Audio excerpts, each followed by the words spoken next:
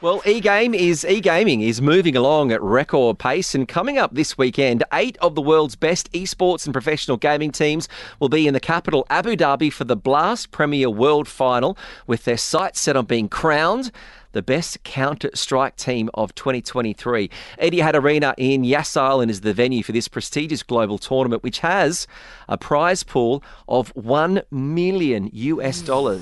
Every kid who's got a parent telling them, put the computer games down, you've got to say, no, there's money to be made. Seriously, like every time I picked up my console to play Mario Brothers back in the day, my mum would be like, no, listen, study, need to become a doctor. I couldn't make it either ways. Well, there's even an India-Pakistan showdown in esports, but to talk more about this, we are joined by the CEO of Blast, the global esports entertainment company, Robbie Douek. Thank you very much for coming into the studio. Thanks, it's an absolute pleasure to be here. Is this a common view that people still are trapped in esports and gaming as, what do you do? And then you have to explain, no, this is big business and there's a lot of prize money up for grabs. Yeah, I mean, I think it's something that we discover and find in different parts of the world where, mum and dad want their kids to be doctors and accountants and work in medical services, etc. And then we actually realize that these kids are phenomenally good. I mean, most of these guys could be fighter pilots. They're incredibly strong. Their hand-eye coordination is amazing. Their strategic ability is just so incredible. And so, yeah, it's something that we come across, but it's a great community. This weekend, you've got the best of the best that are going to be down there. Run me through sort of the age of the competitors and the nationalities generally that are going to be taking part. Yeah, I mean, we've got teams from all over the world, from the States, Canada, from here in the region, also from Northern Europe. And the average age of the competitors are ranging from somewhere from about 18 to about 26, 27. By 26 or 27, you're kind of nearing your retirement in this particular game, which is Counter-Strike. Interesting. I mean, is it because of your hand-eye coordination becoming slightly slower as you age? Because more than anything else, more than any physicalities, your hand-eye coordination are the most important factors. I think that is proven, and I think your ability to be strategic on the go, on the move, and really be at the cutting edge of your career is peaking off at sort of 27, 28. Mm-hmm. So that's what we find. But then the wonderful thing is most of these individuals go into the game afterwards and become talent with inside it. They're broadcasting, they're on the panels, etc. It's very, very fun. I thought it was at 27 they discovered women. Thought that that might have been part of the reason. They got this life outside. You have to remember these Doritos and lava lamps, and they've got millions of followers around the world. So I don't think they've got a lot of people chasing after them, guys. I agree. Well, this weekend you said it is about Counter-Strike.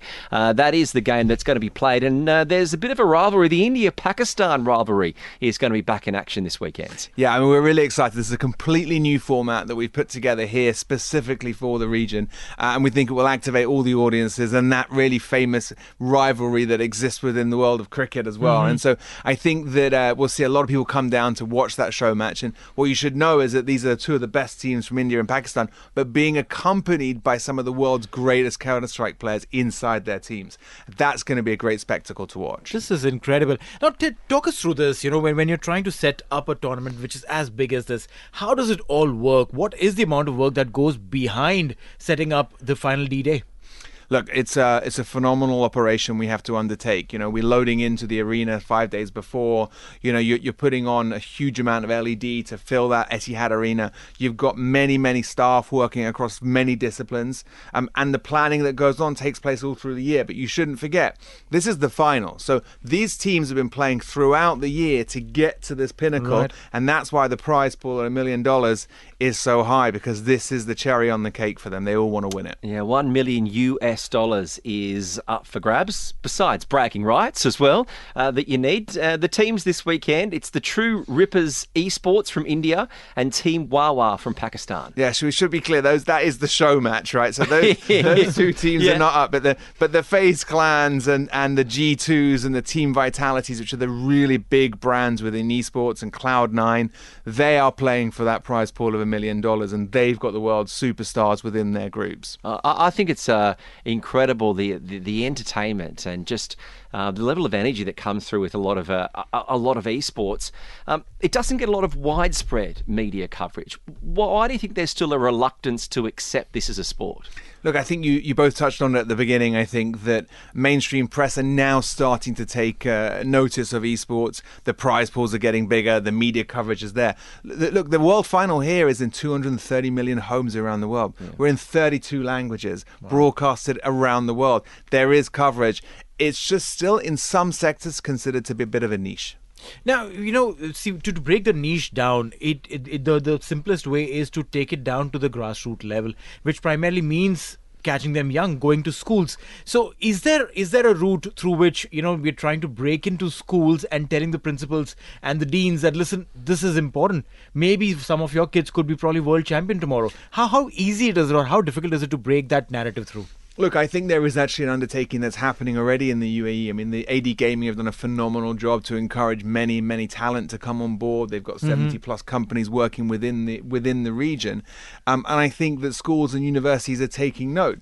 The show match that you guys have highlighted here is a group of young individuals that have come from somewhere. So grassroots is the future, and a couple of these teams have got 16, 17-year-olds playing for them who are really, really strong and future stars. We're getting a lot of messages that are coming through in regards to this. We've received a WhatsApp message from Evil Eye on WhatsApp saying, I still use my WhatsApp name as my Counter-Strike name, you see? There you go, you see?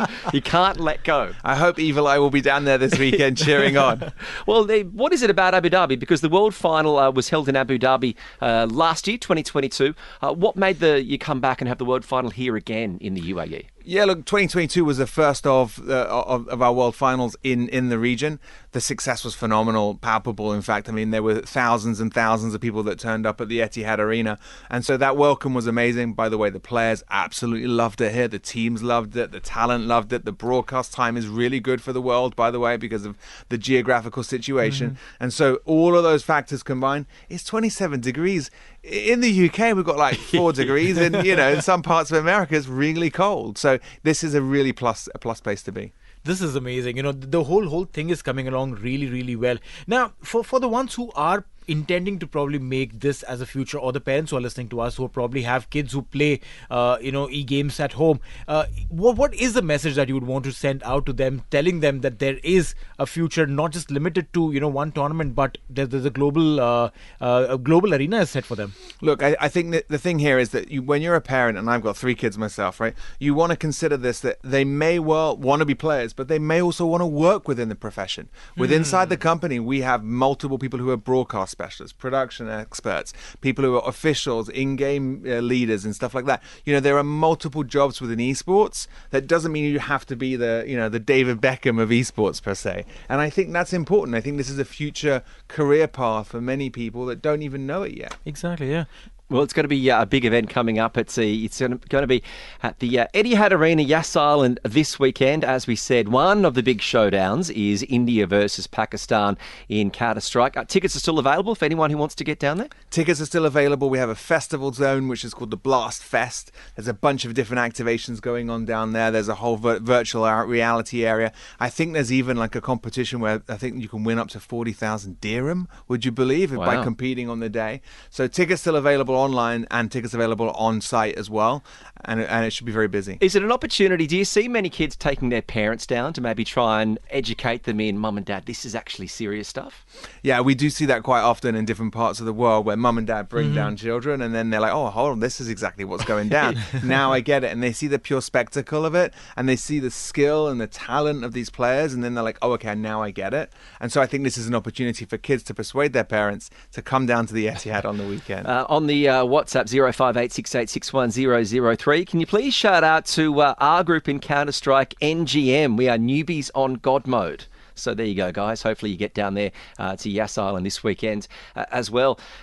Being one of the world titles this weekend, internationally, which country do you think is having the most growth? Are you able to pinpoint down to which country has experienced the highest uptake of esports? Look, I think esports is big in different parts of the world. It is growing massively here in the region between the UAE and Saudi. There's an enormous amount of growth taking part. Northern Europe, huge. So Scandinavia for esports is bread and butter, literally in their schools. You mentioned that earlier on.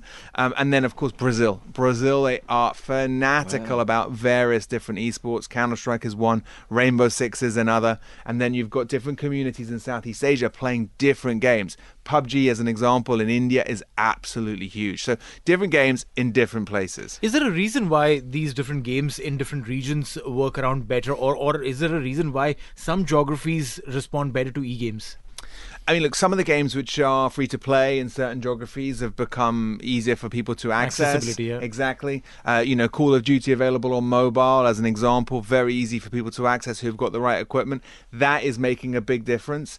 And then there just happens to be a propensity to a certain game in a certain territory, which continues from generation to generation, like traditional sport. Well, if you want to get down there, as we said this weekend, Yas Island's Etihad Arena is the venue for the global tournament. There's a prize pool of $1 million for the Tier 1 season-ending event. It's running right across this weekend. And Robbie Douek, the CEO of Blast, thank you very much for coming in. Thanks for your time. TSB, Talk Sport Business on Talk.